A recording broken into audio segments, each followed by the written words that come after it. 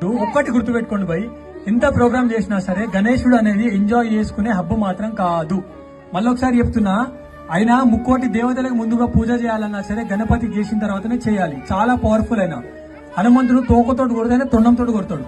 But still ఏంటంటే మన దాంట్లో చాలా మంది తెలుసో తెలియకనో స్వామి దగ్గరికి తాగి వస్తున్నారా లేదా? మహాపాపం అది ఎంత అంటే ధర్మ ద్రోహం. అది ఏంటది?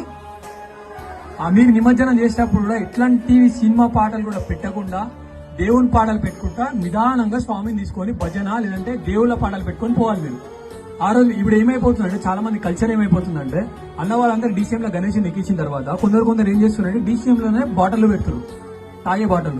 హుసేన్ సాగర్ చెరువు దగ్గర పోయినప్పుడు మనల్ని తాగుతారు. తాగి ఏం చేస్తున్నారంటే వాటర్ ప్యాక్లు తీసుకొని మన దాంట్లో ఉన్న అమ్మాయిలను కొడుతున్నారు ఇట్లా వాటర్ ప్యాక్లతో.